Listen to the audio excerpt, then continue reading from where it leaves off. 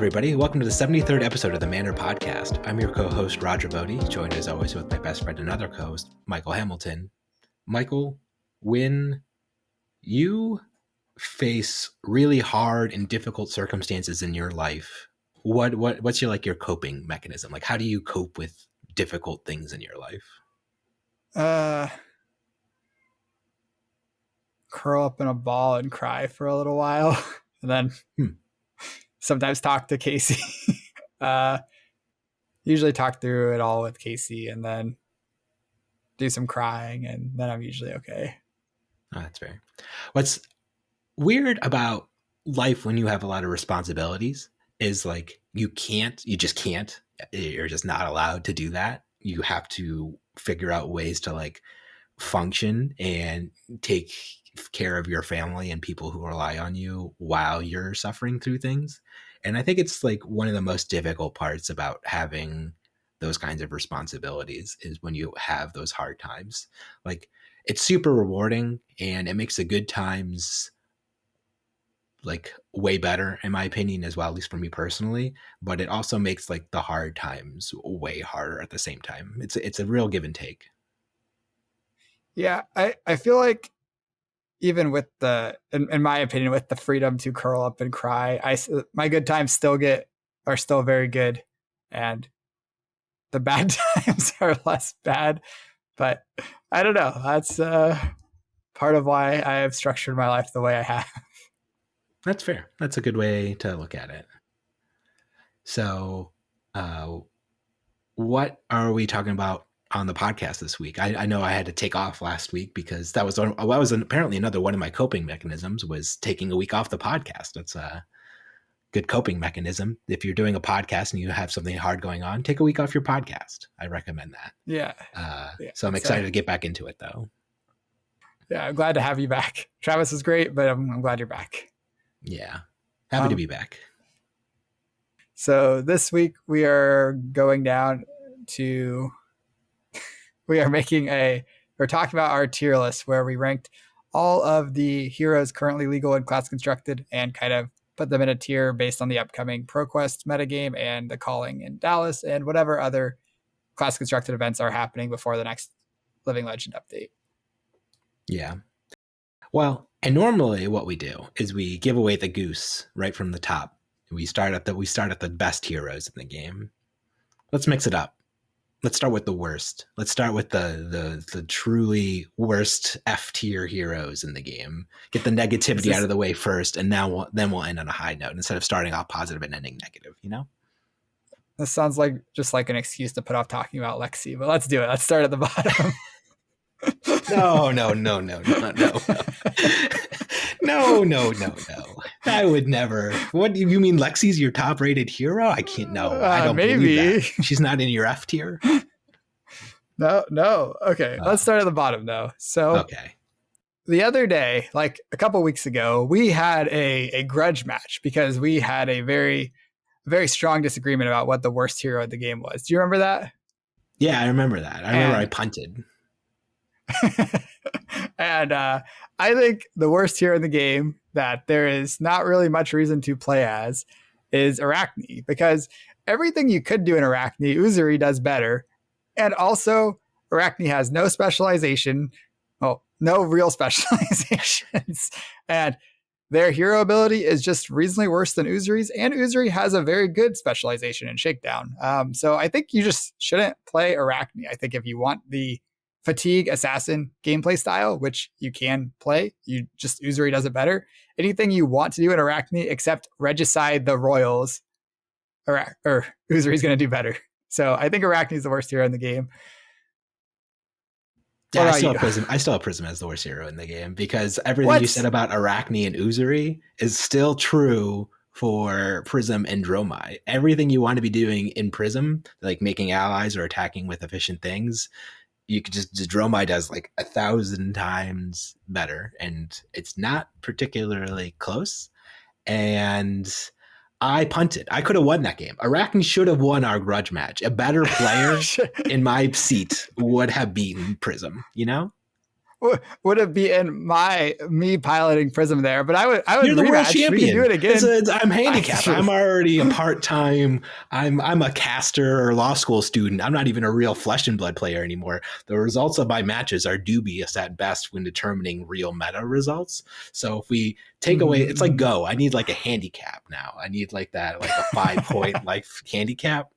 And when we factor that in, it's clear that Prism's the worst hero in the game. You know. Okay. Well, jumping around, Prism's not even my second worst hero in the game. Oh, Arachne's my second worst hero of the game. I have them 1 and 2. I have them like I have no good reason. Once again, I like this line. I like this line is that at least when you're playing Arachne, all your cards in the bottom right hand corner block. Like you can at least block.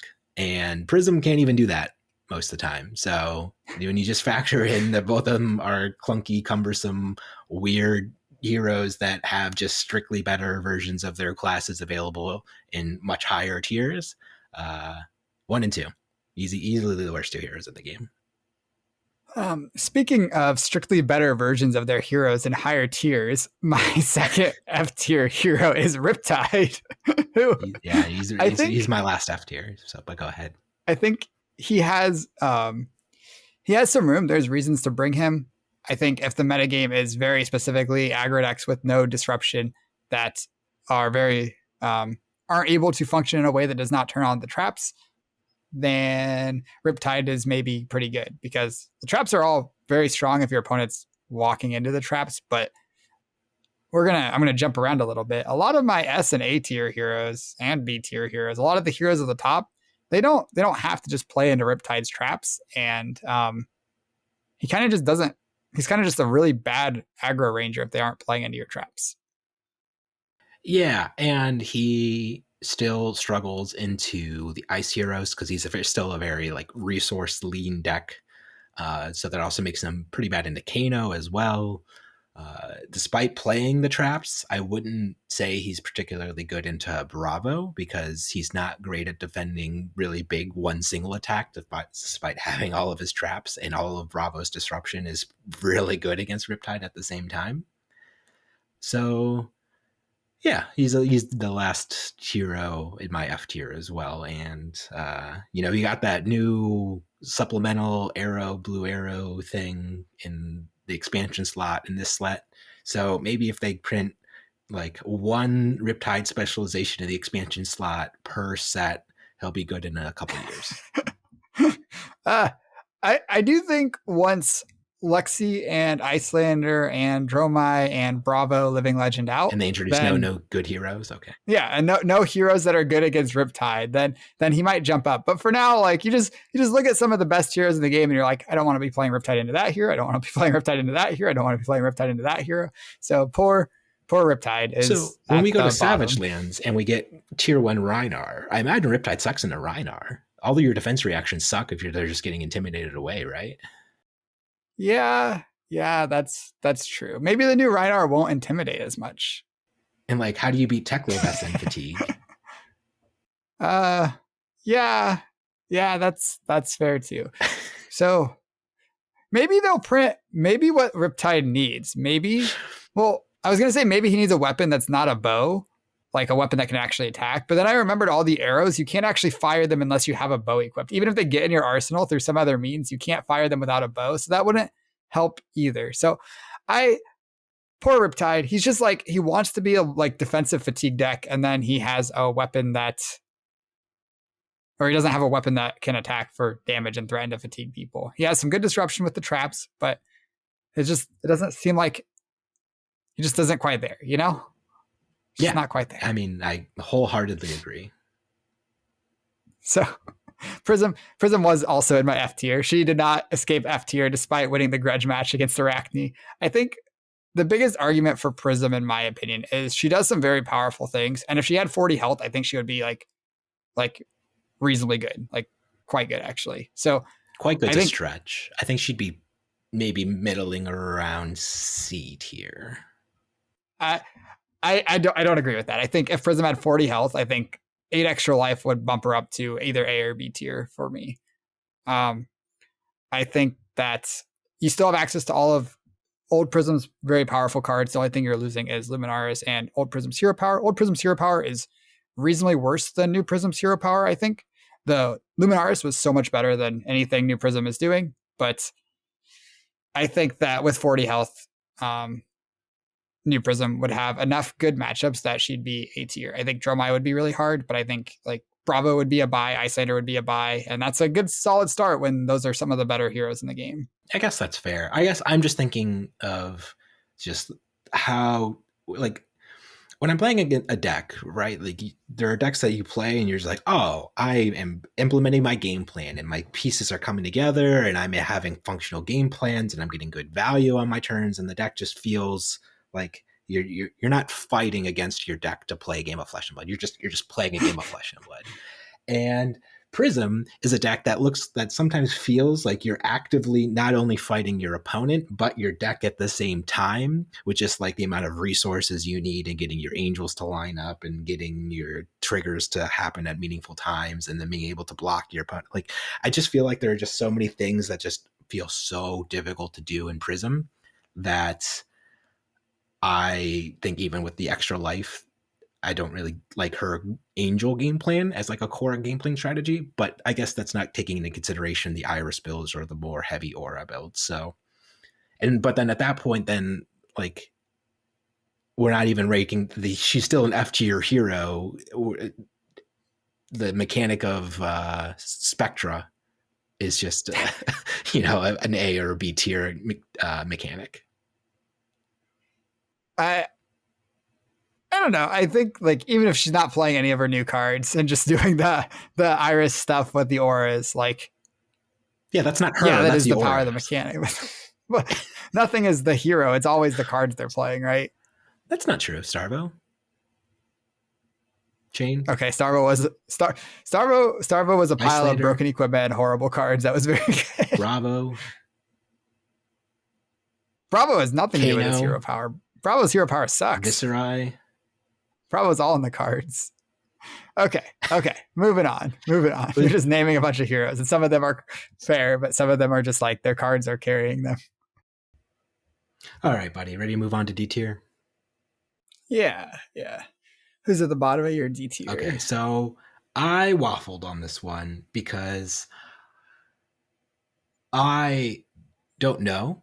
And just given where they're at now, this could totally change. I could see them being pretty high in the future, especially once people have more time with the set of Bright Lights to figure it out. But I have Max and Teklo. I kind of lumped them together in D tier, at the bottom of D tier, because I just can't see them having the current as they stand power level to really compete with a lot of what else is going on at the moment. And I think it's going to take some time to really get good deck lists for these heroes to figure out. I don't want to come across as like negative on this one.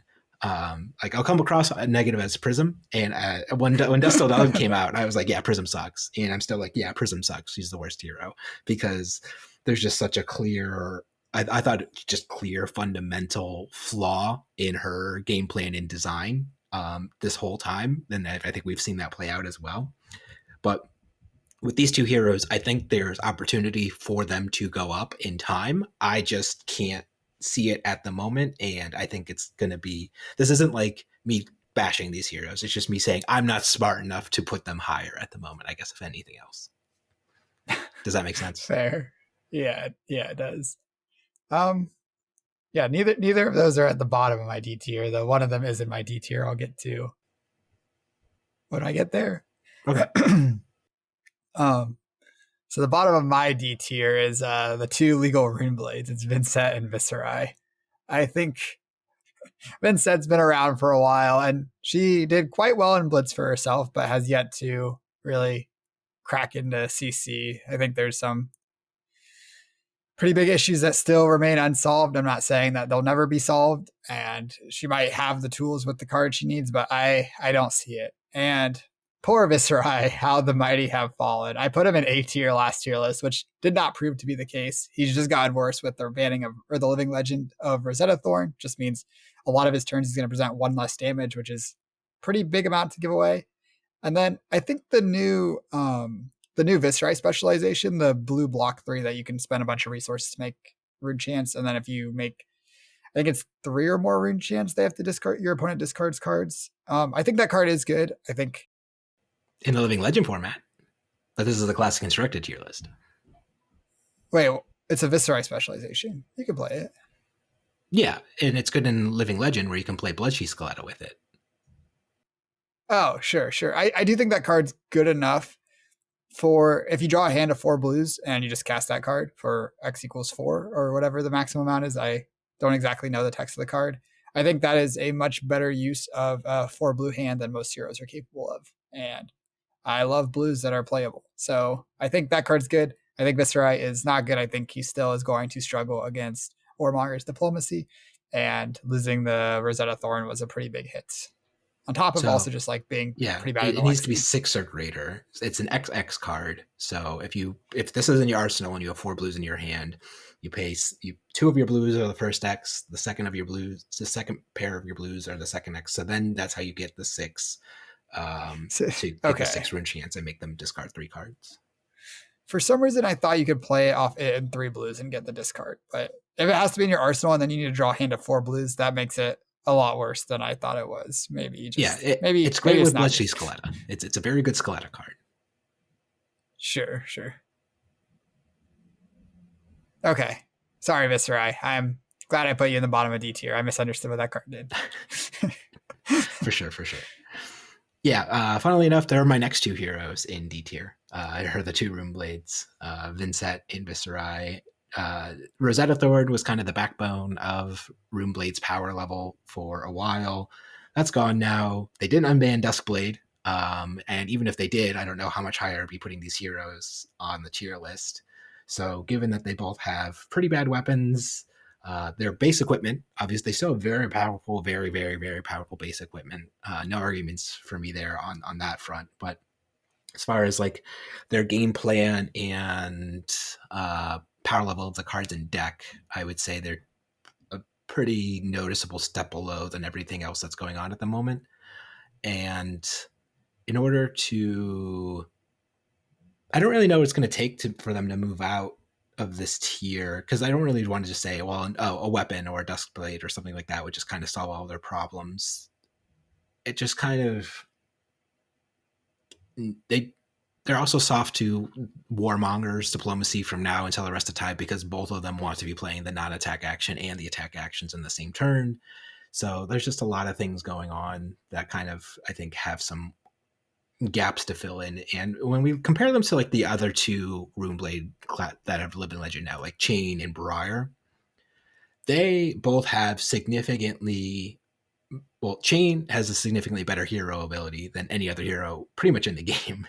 And Briar had access to the entire suite of elemental cards, and she really didn't play a lot of base Runeblade cards in her deck. They were very few and far between. It was mostly just the elemental cards and powerful generics that really carried the strength of her, on top of Rosetta Thorn, and then the really busted Runeblade equipment that blocked really well. So yeah, I think it's clear that Runeblades, from being the most problematic class when we started, probably are now in a rough spot. Yeah, I don't think they're that far away. If they get another weapon on the power level of Rosetta Thorn, I think Viscerai's hero power is extremely powerful. Just like a lot of the time, it is 2 or 3 extra damage per turn, which most heroes would like kill for that hero power. Like being talentless sucks. So he doesn't get access to as big of a card pool as Briar or Chain had. And like you were saying, Briar didn't play very many base Runeblade cards. Chain didn't either. Most of the Runeblade cards Chain played were Shadow Runeblade cards. He played like Blue Shrill and maybe Blue or Red Vexing Malice. But other than that, it was just like Shadow Runeblade cards and generics like Art of War and Belittle. So, yeah, we'll see. I think there are some very powerful cards still. Like Revel's still very good. Swarming Gloomveil is still very good. And the equipment is very good, like you said. But for now, between having bad matchups into Lexi and Icelander, which are 2 of the best decks, and Warmonger's Diplomacy, which is also all over the place, just seems like a rough time to be a Runeblade player. For sure. So, okay. Any other heroes in your D tier? Yeah. So I have my next hero in the D tier and then I'll talk about my mech that made D tier, is Rhinar. I think basically Rhinar is kind of in the same boat as the three F tier heroes, where there isn't a lot of reason to play him over Levia. Levia is more powerful, and Intimidate is just not that good of a keyword right now. People still are not trying to block a lot, shockingly. um, Even in this format where like Lexi has been very strong, and one of the ways to fight her is by blocking a lot and stopping her on hits and threatening to fatigue her. Even still, Ryder just isn't powerful enough on numbers to compete with the aggressive decks, while also like threatening these really defensive decks with his intimidates. So I think Rhinar is a couple really good cards away from being a hero that you want to be taking to an event. I think the weapons are fine, and some of his best cards are very good, like Blood Rush Bellow, but he's just not there right now. Yeah, agree. He's also in my D tier, and that's all my D tiers. So tell me, I'm eager to know which one of the mechs made your D tier. The last D tier for me is Teklovasin. I think that he does some really cool things, and I think that the rate you get when you banish the Evos is very good. But I think, and then also having blues that you're happy to play is something that I think is really strong. And all four of the blue Majestics are probably going to be in the deck. Maybe just 3 sets of them. Maybe you play like Tunic or Foundry Heart to help banish them or something. But I just think that his matchups into any heroes that are trying to do arcane damage, you can't reasonably present Arcane Barrier because you're trying to put this equipment on.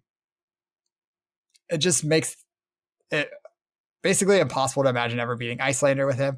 I think he's going to struggle a lot into Dromai. And then if you start with these base equipment that you can't block with and you need to upgrade them, you just are going to really struggle into hitting Lexi's breakpoints to block out. And I think if you're bad into Dromai, Icelander, and Lexi, you can't be higher than D tier. You got to be at least functional into one of them to have a shot in a tournament. So yeah, I think Teklo is in D tier, and maybe once Lexi gets out of here, maybe someone else, or maybe Lexi and Icelander will get out of here and he can kind of fight more of this value mid-rangey game that he wants to play without the lack of Arcane Barrier costing him so much. But for now, I don't see how you build him in a way that's competes with the other mechs or fights any of the top tier heroes.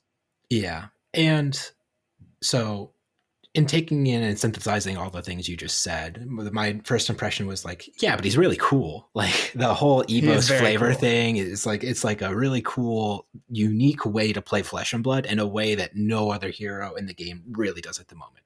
And I was thinking about it, and I was like, Prism fits that bill pretty much 1 for 1 at the moment. Like she plays the game in a super unique way that no other hero really kind of can do, between like tutoring cards out of her deck and then creating these angels, and the angels and like this whole alternative resource of managing her soul.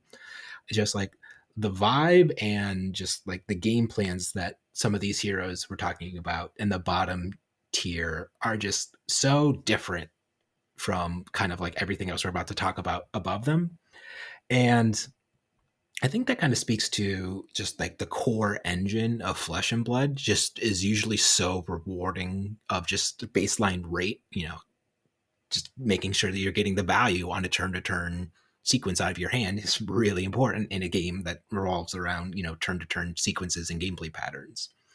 So maybe the issue is that it just like the payoffs and rewards for doing their thing just isn't high enough. Like, it's a really fine line to walk, right? Because if you make their alternative game plans too good, then the baseline heroes that are just kind of competing on that core like rate level just can't ever beat them. And if you make them not good enough, then they can't beat the baseline hero. So it's just a really awkward thing about Flesh and Blood. I guess I'm kind of realizing it maybe like it's just really difficult to find that sweet spot for these alternative strategies. I don't know how much you agree with that, though. I do. I think if you look at some of what I would consider alternative strategies, you look at the original Prism, you look at what Chain was doing, you look at even Icelander, and these heroes have been like some of the best heroes in the game. Yeah. They are not playing Flesh and Blood the way most people are playing Flesh and Blood. They're doing something very outside the realm. And even if we look at Lexi, probably fits that bill too. I would argue Lexi fits that build now too, just because of most heroes in the game can't draw 3 cards for 1 card. and have it not be a downside. Like the sure Riptide and Azalea can play that card, but it's much harder for them to consistently use those three cards. And there's just no downside to Lexi, I guess, like drawing those three cards. It's just like one card, draw three cards. It's like, okay, cool. Like it's busted.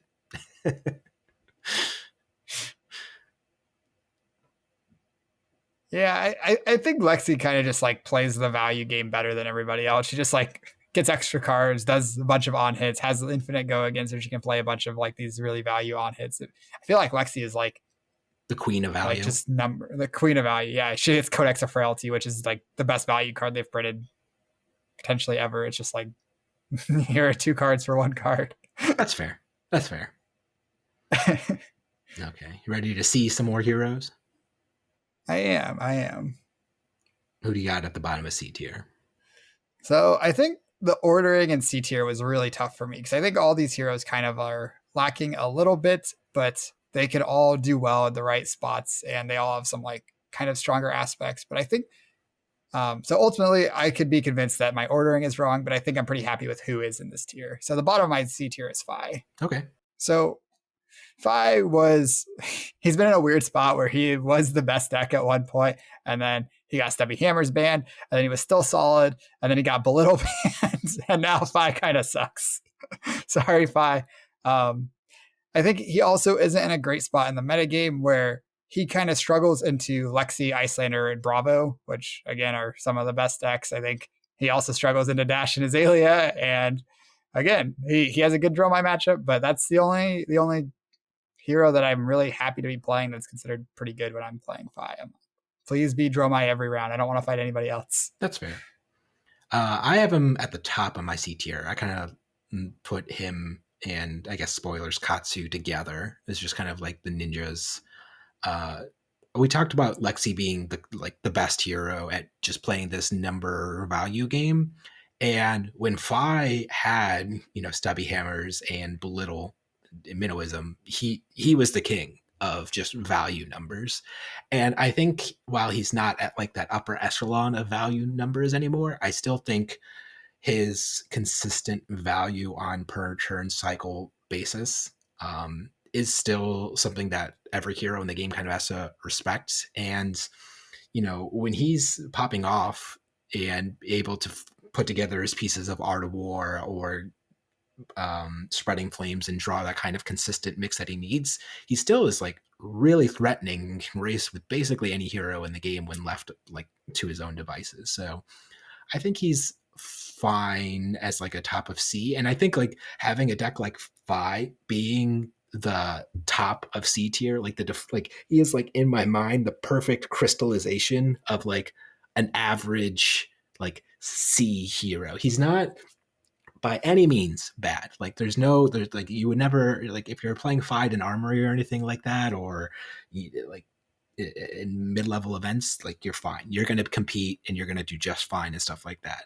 But is he doing anything that's like mind-boggling, like great, or blowing anybody away in the game? No, of course not. Like he's just like boom, perfect, average hero. So you're saying he's the Ryu of Flesh and Blood? Yeah, sure, yeah. he's yeah, he's just there. I would agree with that. I think Fi does have one other strength that I think isn't particularly relevant in most meta games, but it is something that's really strong about Fi. Is he's probably the aggro deck that's the hardest to fatigue. Between Searing Emberblade coming in for 3 and then him being able to loop 2 Phoenix Flames and then get the Shuko proc, that's like 5 damage each turn without spending a card from your deck. It's really hard to have an actual successful fatigue strategy against Fi. Yeah, and I will say as a small caveat here too, I think so Dromai got the tome that allows Dromai to create the ash, and that's going to be one of the most powerful cards. We'll talk about that when we get to Dromai. I am curious of experimenting in that card in Fi as well, just because being royal would then also allow Fi to play Cashin. So then you have Art of War Cashin and then this tome to help you kind of like filter into your more powerful turns.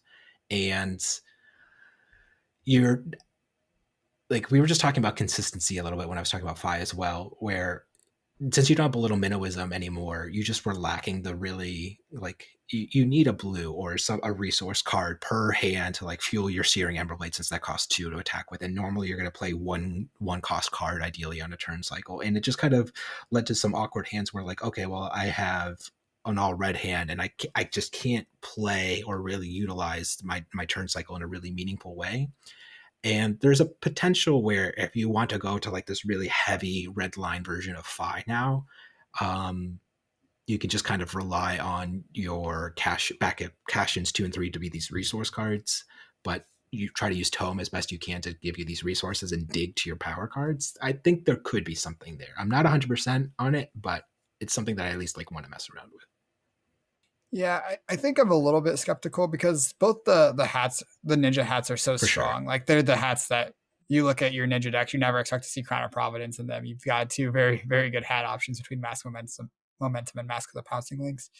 I also think that when you're playing Tome, you draw two and pitch two reds. If you draw into two blues or a blue and a yellow as Phi, you're gonna have to pitch your reds, and then you're just gonna have these blues left over that you're going to be playing. And then also Tome, it's not actually plus value in Phi to play because you're pitching this card. You're basically playing this card. You're going to pitch two reds, so you'll have two resources. You're basically spent this one card for two resources. You can use one of those resources to Three activate Furnace to go to resources. three Yeah, yeah. resources. Yeah. So three resources.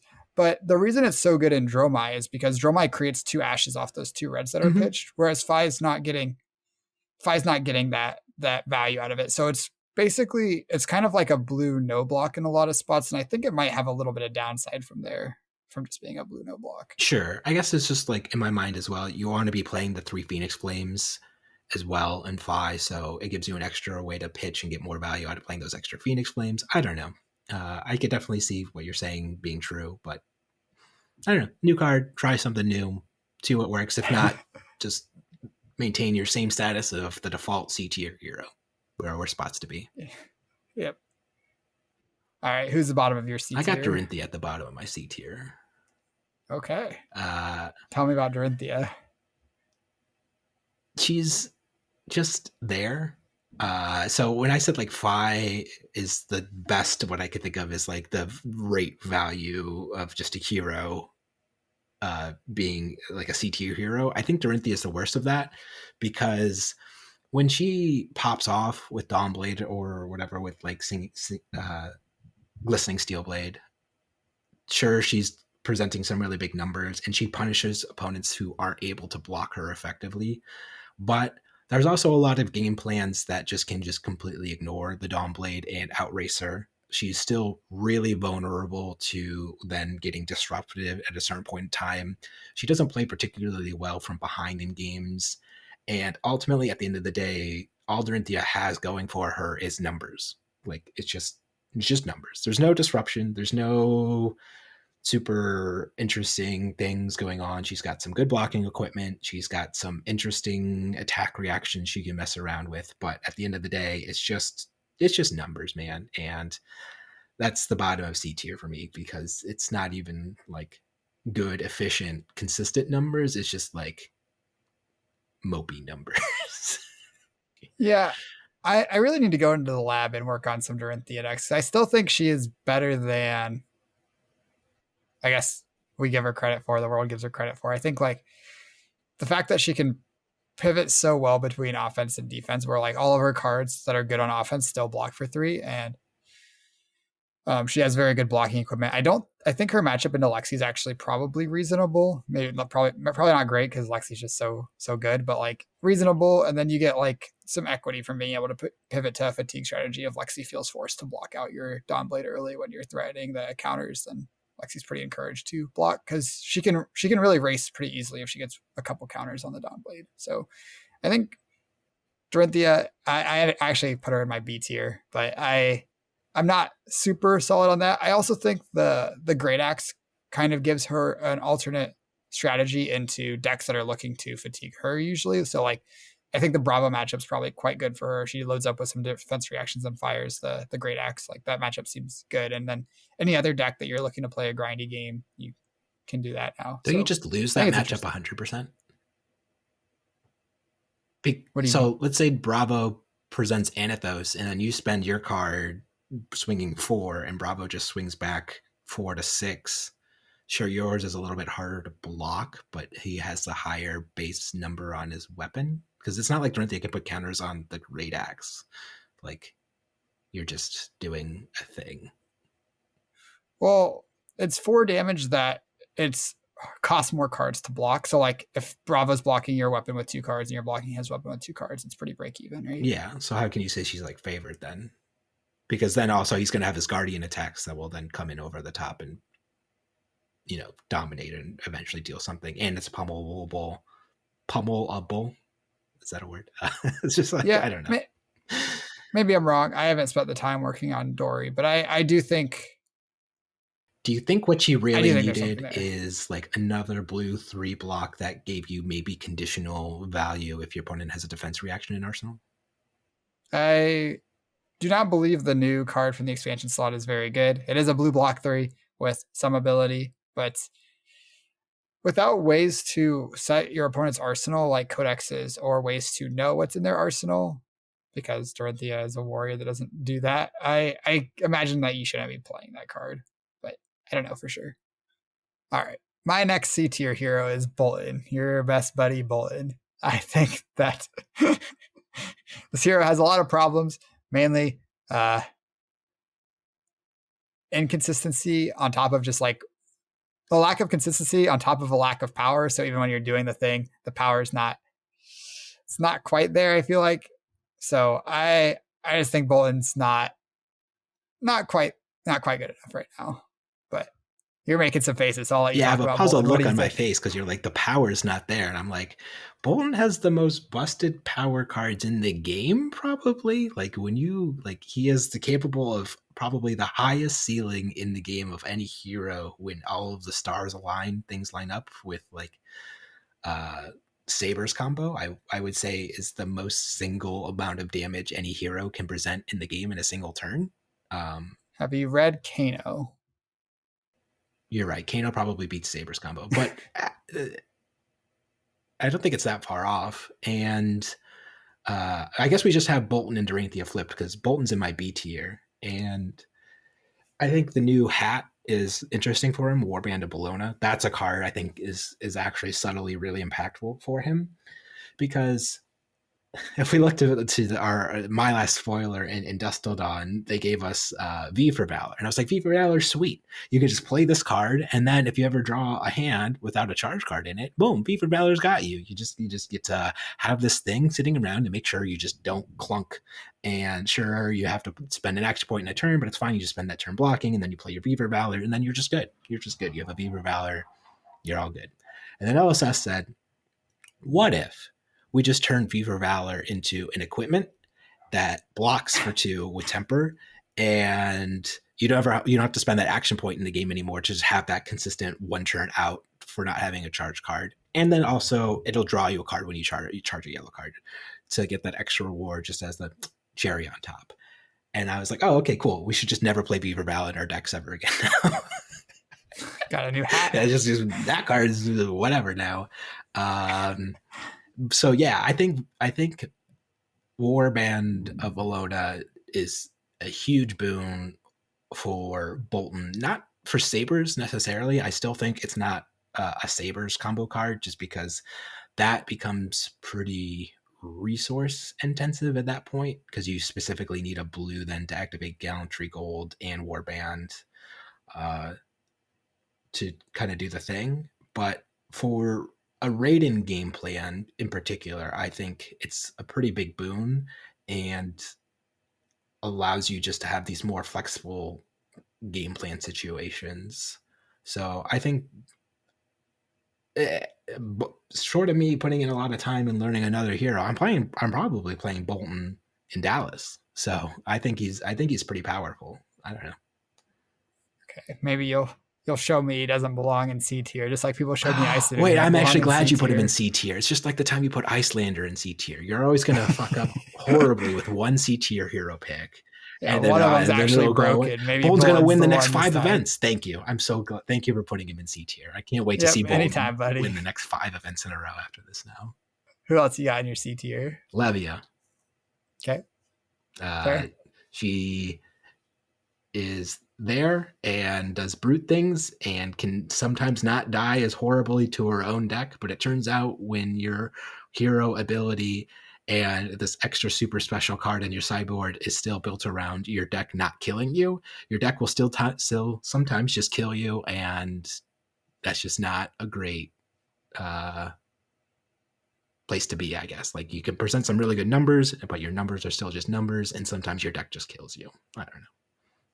I put Levy at the top of my C tier. I kind of agree. I think that ultimately Levia has a decent amount going for her. I think she's a lot better than Reinar. I think that she does do some powerful things. Just like I think the best way to play Levia is relying on rolling scab skins a lot, which is fine, is sure something you can do. But if that's kind of how you build your deck, it's not going to be the most consistent. And I think that kind of just like leads to a lot of the more competitive players moving away from working on Levia, which means she's not going to be fully fleshed out. And the best builds of her probably aren't found right now and might not be found because there's so many heroes in this game. It's so hard. You can't spend your time on everything. Yeah, for sure. For sure. Oh well. What do you think she's missing? Like, what would push her over the top? Well, I think the easy answer is some good gloves, but that's That's true for a fair. lot of heroes. Yeah. Um, right now, like just like easy access to action points or ways to get action points or ways or an equipment that turns off blood debt for you other than the right now she can play Ebonfold to turn off blood debt. She can play the Hellhammer to turn off blood debt, but like you don't want to give up like the good equipment for those cards. So Yeah. What happens it's if tough. like there was like a arm piece or whatever that like you can sacrifice it and your next attack will get plus X, where X is the number of cards with blood debt in your grave in like your banish zone. That's a lot of stats on one glove piece. That's like a plus 10 or something. Is it? I mean, like, so it would be a Nambo in the end game because both Levy and Redeem makes it so your cards lose blood debt, right? So then it does nothing at that point. And Blasphemet makes it so you have this limited pool of blood debt cards after you transform into him, and then for the rest of the game, all your cards are banished face down, so then you don't get buff anymore. So it's not good in the early game, and it's not good in the super late game, so then it's probably best in the mid game. Well, even like the first turn you transform into Blasmaphet, then you'll be at 13. You'll probably have somewhere between 5 and 9 cards in blood debt. You just activate it. You get a +9 on your next attack, your first attack of the turn. Yeah, That would be maybe divided by two, rounded like in yeah. half. Maybe you make it cost 3 resources or something too. Just put a There just needs to cost be on it. another. I'm just thinking of like rewarding the deck for doing what it wants to be doing. She wants to be putting cards in blood debt. Give her a reward for putting the cards in blood debt, since there's such an obvious negative to having cards with blood debt in here banished. So just reward the deck for doing what it wants to do. That's all. Yeah, that's fair. I'm not positive that she's missing any cards. I think she struggles a little bit in Icelander. common common thing. I think she struggles a little bit into Lexi. These disruptive decks that, especially Lexi, where it forces you to block or you're going to get a bunch of on hits. It's really tough if you need your hand to turn off blood debt, but if you don't block, you're going to take a bunch of extra damage. So you're taking a bunch of extra damage either way. It's tough. It's a tough spot to be Levia at. That's fair. Okay, moving on. So I have Kano. Yeah, same. Okay. Kano, solidly C tier. Has a bad matchup into Lexi, has a bad matchup into Icelander. Sweet hero. Does some cool stuff. Once Can those kill two people leave, randomly. yeah. Once those two leave, he might be good. I think he still struggles into a lot of other heroes, but Not he's Teclovescent. cool. Not Teclovescent, that's for sure. Kano is also, it's weird. He's like a high variance hero and also a zero variance hero, it's, depending on the matchup. So, How much time do you have to pitch stack? yeah. So I also think Kano might be a little bit underexplored. Like every Sure. time I kind of put Kano at the bottom and then people show up and do really well with Kano at pro level events. So I don't know. Maybe he's higher than C tier and maybe he's just like only the diehard Kano players are the ones working on him and it's just not getting enough mainstream attention to like push him into what he needs to be, like B tier maybe, I guess. But I don't know. He's speaking of heroes that don't play flesh and blood like the other heroes in the game. I think Kano fits that bill pretty well. Yeah, that's fair. My next hero in C tier is the true roller coaster hero of Flesh and Blood. She started way down here, and then she was looking like she was gonna be way up here, and now she's right here, and it's Azalea, and it's just like, oh, it's bad, great, I don't know, like middling. And it just depends on how many Warmongers diplomacies are floating around the format. People start trimming Warmongers diplomacies. She seems pretty sweet. Brody Spurlock just played Azalea over the past weekend to a top 8 finish. Makes sense to me. He probably didn't face too many Warmongers diplomacies.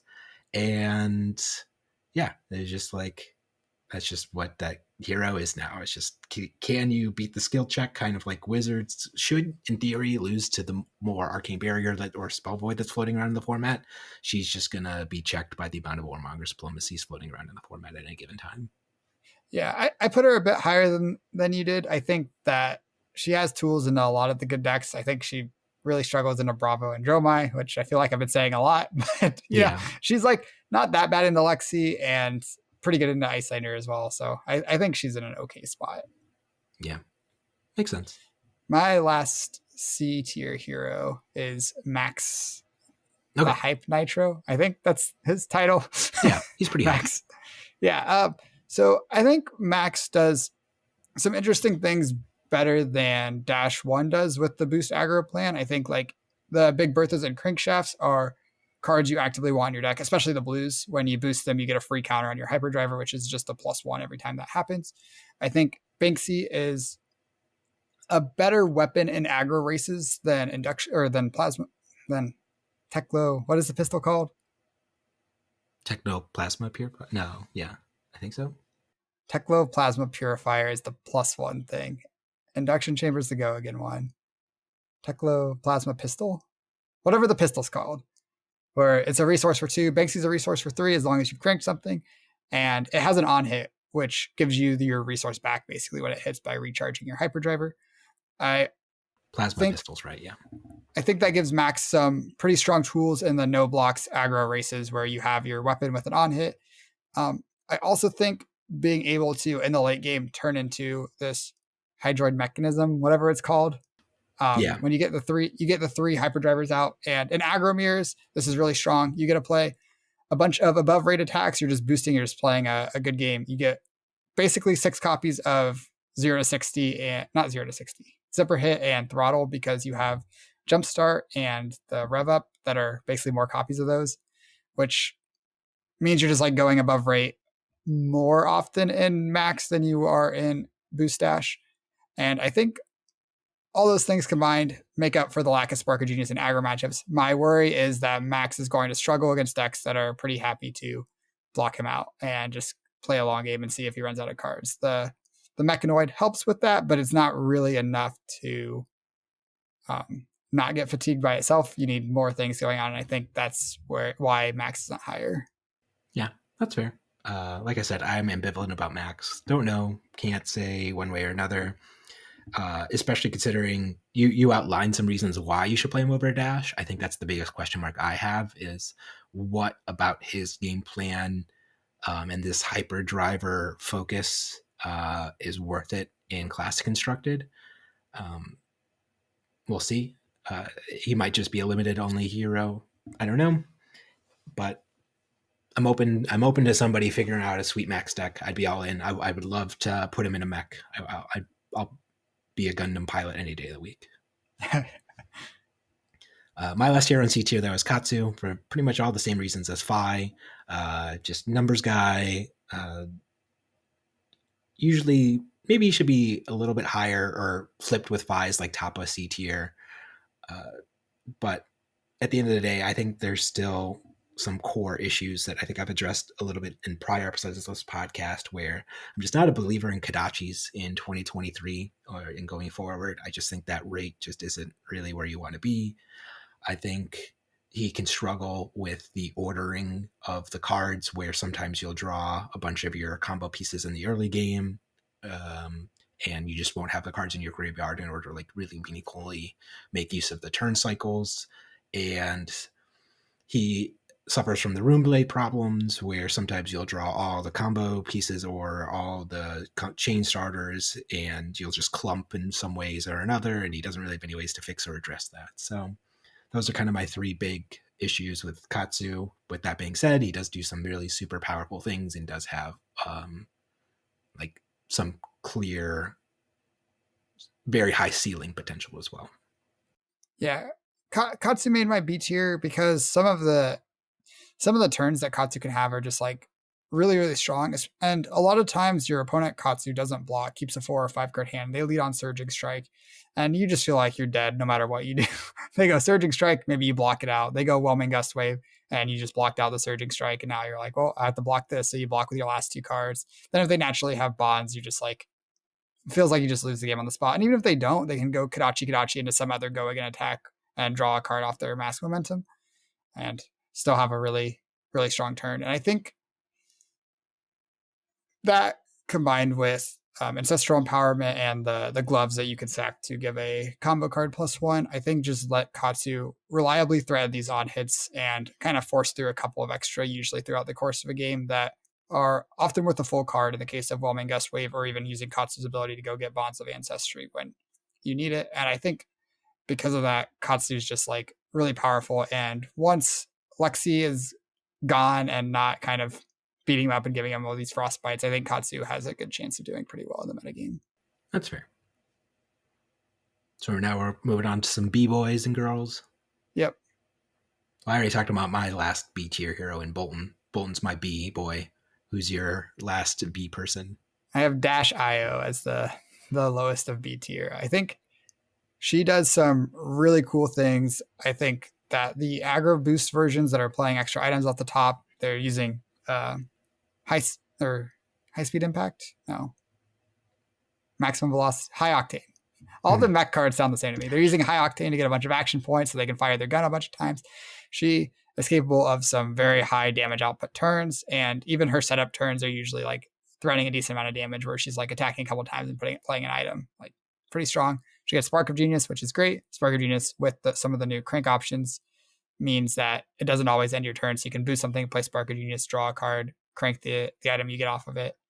And then the amount of value you get from playing a card off the top for just a single resource, that's like a +2 every time you do that. And if you're running hot, you're going to do that most turns of the game, which is crazy. So yeah, I think, and the big thing that's baked into the items is that they don't have go again, so they're supposed to cost you an action point. So casting them as an instant, it's pretty good. That's true. That one resource is kind of paying for the action point too, in that way. So it's kind of like and a it's free paying card a then. resource for an action point good. Was there Voltaire, any other Spellbound heroes Creepers.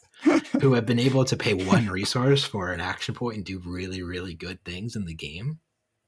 Voltaire, Spellbound Creepers. Hmm.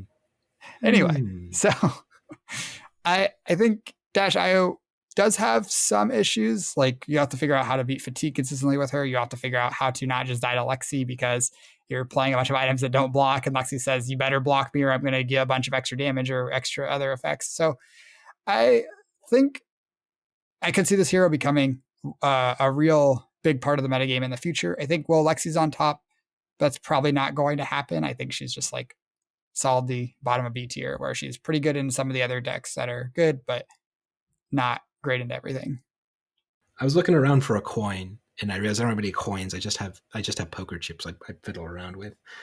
Because what I was going to say is that I have Dash IO in B tier, but I also have Old Dash Inventor Extraordinaire or whatever, and like right next to her, because I feel like they're B tier, two sides of the same coin, where I think you were talking a lot about like the boost dash synergies that Dash IO gives you, and I think that's where her home's going to be, especially given that she starts with a lower starting life total. She's just going to want to put her foot on the gas and just try to get the game over with as fast as possible, so that her life total gap just doesn't matter as much, and being able to go above rate with the items and the amount of items she wants to put in her deck just really don't incentivize playing really long control grindy games. But being able to start with your induction chamber and play with your technical plasma pistol can kind of give a lot of room for tree frog dash now to kind of take advantage to some of these new tools that came in the new bright light set. So I can definitely see uh, like a more controlling style of dash that actually does play some generics. Maybe you even play some Evos in this deck as well to help go along with these more controlling style of dash, considering like she never really had arm pieces to begin with. So giving up like starting with Goliath Gauntlet or your Evo space arms really isn't a big difference. So if you can just like Mhm. eventually transform those into some blocking equipment, get some value there, seems like a powerful thing to be doing. On top of which just this normal dash game plan of just shooting your pistol, blocking a bunch, shooting your pistol, blocking a bunch. Seems pretty good to me. Yeah. Uh, Old school dash inventor, whatever her name is, inventor extraordinaire. Yeah, I think so. Uh, she actually made my A tier for some of the reasons you were talking about. I think like she still has all the boost stuff. She can kind of pivot between the boost stuff and like setting up the gun, the item package with defense reactions, and the same deck even. And then you also have the tree frog version, which I think will probably end up being less represented and probably less powerful than the hybrid version. But I think it is still like, even if you could only play Dash as tree frog, I think it would still be better than some of the C tier heroes. So Yeah, for sure. and you also have that interesting thing where you sit down from your opponent, you're like, are they going to be boost aggro? Are they going to be tree Tree frog? frog. And the the different ways you should be sideboarding for each of those matchups is really, really extreme. And that's kind of like one of the powerful things that Original Dash kind of like one of the powerful questions she just asked you that she's like, you got to make a decision, you got to sideboard, and you won't know until she flips over her equipment. And even sometimes not even right then. But usually when you see the equipment, I think the chess piece is the biggest differentiator, where the tree frogs usually are on Tunic and the other ones are on the Tekla Foundry Heart. So she's in my A tier. Makes sense. I doubt you'll have this hero in your A tier there. Where did you got Uzuri with me and B? Where we both be Oh Uzuri yeah, she is believers? my next hero. She's almost like the crystallizing definition of B tier to me, which is a kind of a interesting spot to be, like slightly above rate, difficult to interact with, and really punishing on hits. I guess maybe not slightly above rate, but like on rate, I guess would be more of the way to say it, with the really I think she punishing on struggles to hits. stay on rate. Yeah, yeah, yeah. But you got to play Spider's Bite. You got to play these horrible, atrocious, bad weapon cards, and you don't have a lot of resources in your deck. So then you're just struggling to AB into decks like Icelander, and you're vulnerable to Frostbites. And sometimes your disruption really doesn't line up very well. But when you are being your tricky, Uzuri, flippy self, and you're really punishing your opponents where they're damned if they do, damned if they don't, it's a super powerful hero.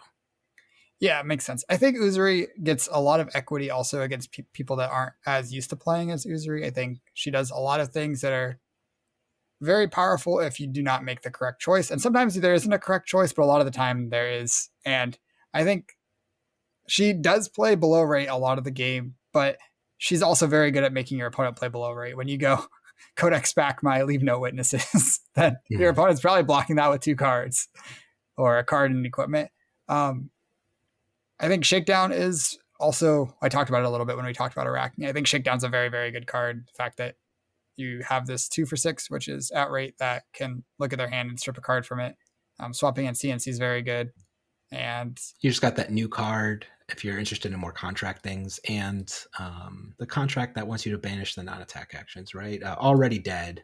Banish the top card whenever non-attack action cards. Yeah.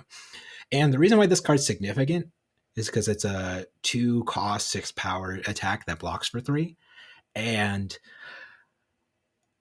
Uzuri already could have been like a pretty solid pummel deck between Command and Conquer and her specialization, and giving her more. I honestly think the biggest thing holding back assassins at the moment is they lack more 2 for 6s that are good pummel targets. Like I think if they get one more good pummel target now, they're just like very, very, very, very good pummel decks. And right now it's not, because you're still playing things like Death Touch, Leave No Witnesses, and Lightning Strike. Interestingly, Surgical Extraction's a decent pummel target. But I think if they just get like one more good 2 cost, 2 for 6, 3 block attack, I think they're in a really good spot. Yeah, I would agree. I do think their weapons still are going to keep them from being. I don't think they'll ever be the best Sure. deck in the format or anything, even if they get like all the right cards. I feel like we haven't really seen a deck be the best deck in the format without having a very good weapon. And right now, you talked about Kodachi's being bad. Spider's Bite and all the Assassin Daggers are, I think, reasonably worse than Kodachi's, and that's rough. It's a rough spot to be. Pre Rosetta Thorn Chain was probably the best deck without a good weapon, right? That was before my time, but probably. That's the one I could think of. Did you play Reaping Blade then? Yeah, I Just think one, two, so. three. Okay. Maybe Galaxy Black, but Yeah, I couldn't say. But they didn't have Rosetta Thorn, and all the other Runeblade weapons suck, and it was the best deck. So by process of elimination. fair. All right.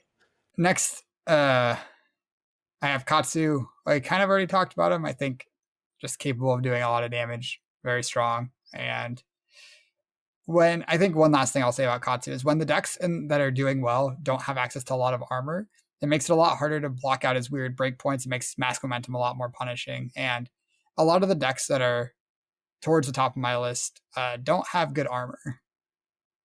Yeah. But there's a hero that's missing that definitely has really good armor. Bravo. He's in Is your he in B your tier? B? He's at like he is like straddling. He's like B plus A minus tier. Like I couldn't decide where to put him. Like he is like so like I can't evaluate I guess how much of an impact one that new if we're just diving into it now the new leg pieces from the party pack or whatever what's it called The Civic Footsteps or around the something. table yeah from around the table civic footsteps and also there's some interesting guardian attack action cards that came out in that set as well that seemed promising for him so I could see him still being like I put him in A tier last time and I think he was pretty solidly at the top of B tier and now putting him at the top of B tier and I could see him being at the bottom of A tier like I think he's just right in between those two lines but did you put him at bottom of A tier I put him in middle of A tier. middle of A tier. Yeah, so I think that Bravo probably deserved to be the bottom of A tier last season, and I think he's just gotten better. The footsteps are good, and of the heroes that are like, I actually think Bravo might have a favored matchup into Lexi right now, which is it's hard to put a hero in B tier that is favored into Lexi if they also have a reasonable matchup spread elsewhere, which maybe isn't true. He's not great into Icelander. He's pretty bad into Dash, but Aside from the boots, what do you think the boots really just make that much of a difference into Lexi? Or like what of these new Guardian cards really changed that matchup then? it's just the boots. But having 2 extra life and one more point where you can stop a break point is huge. Interesting. Okay, I could see it, but that matchup was fine before, but I think it was still pretty like I would think it was like 60-40 Lexi favored. I don't maybe the boots make it 55-45 or maybe 50-50, but I would really hesitate to say he's favored into Lexi. I don't think any deck in the format's favored into Lexi. That's fair. It is a bold claim to say he's favored in Alexi, but I think there's a lot going for him. He has a lot going for him, and yeah, I don't know. I think he solidly belongs in A tier now, but we'll see. That and when you think about like his matchup in a Dromai, that matchup makes me want to jump off a cliff. That matchup is you can make it favored, you can do whatever you want as long as your rounds are 3 hours long. As long as you have 3 hour round timer limits, sure, I'm happy playing Bravo. But the fact that you're probably going to get paired in a Dromai at some point and get a draw, it makes me not want to play that hero. I hate the Dromai v Bravo matchup so much, dude. It's so annoying.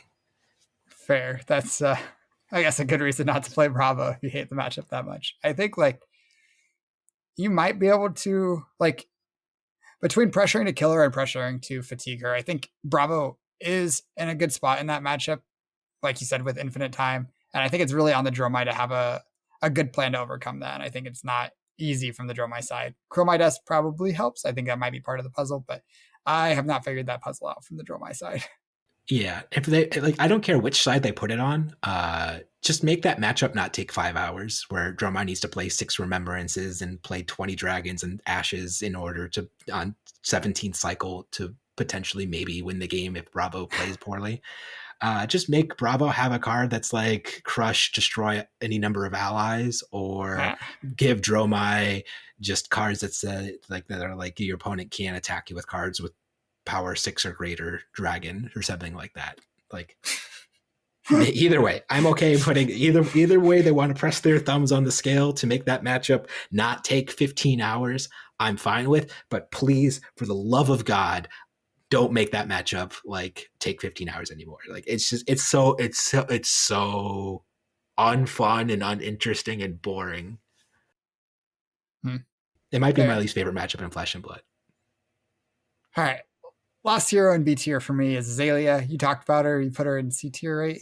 And I Yeah. think, I think that maybe she belongs lower than I put her, because every time we cover her on Manor University, I feel like it's been very underwhelming. Where it's like Azalea is this hero that can do these really really powerful things, and then she never does them ever and just dies. So I remember the game I covered by myself while you were out last week. It was Azalea versus Lexi, and she dominated like 2 or 3 red in the ledgers early in the game. Was up like 22 to 38 or something, and then didn't do anything for the rest of the game and died. And I'm like, this does seem kind of like an Azalea thing to do. So I think she only dominated 2 right in the ledgers, and then the third one went on the bottom of the decks somehow. I don't remember how, but yeah, Sure. it's Yeah. it's tough. Azalea does Azalea things. On top of that, she has a horrible matchup into Bravo and a horrible matchup into Warmonger's Diplomacy, and she's a reasonably inconsistent deck. And Probably, she's not great into Dromai. She's not good at clearing yep, dragons. yep. And so maybe she belongs lower than the top of B tier, but that's where I put her this week.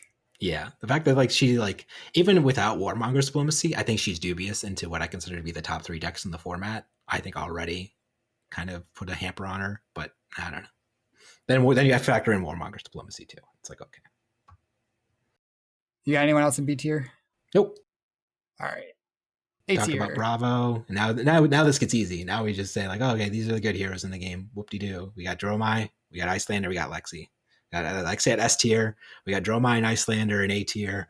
I put Icelander slightly higher than Dromai at the moment, but I could be convinced that Dromai is better than Icelander at the moment. So yeah, that's it. That's why I didn't want to start on this, because it's boring. It's like this is the state of the game. We could forget about the past like 50 minutes that this podcast has gone on. Throw it out the window. Probably none of these heroes probably can even reasonably somewhat even expect to like consistently beat these heroes. I think they're all 50-50, or maybe not all, but like especially in Alexi, I think everything in the deck in particular, everything in the game is 50-50 or worse in Alexi at the moment. But it is what it is, man. I don't think I'd push back too hard against that, but being 50-50 against Lexi is like that's tough to do. Lexi's so good.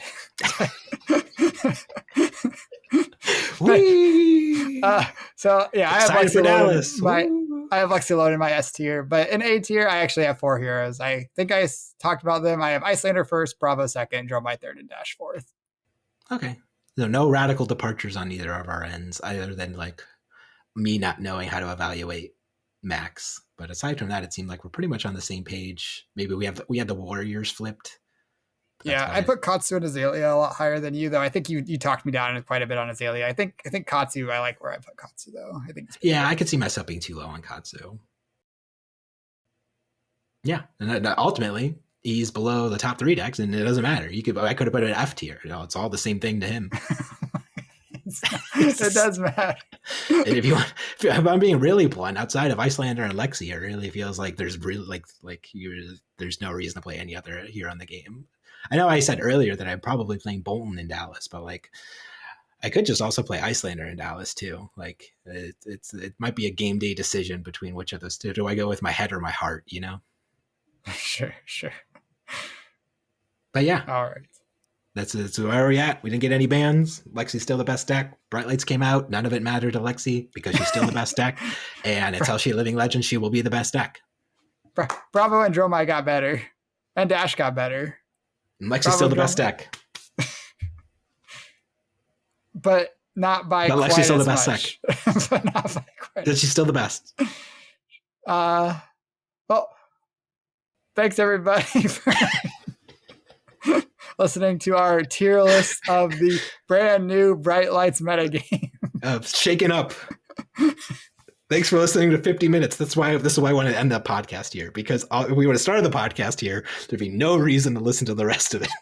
And I hope nobody skipped the end, because they know the secret now. But yeah, Lexi's best deck. Next time you're losing to Lexi at whatever event you're playing in, always remember, mind your manners.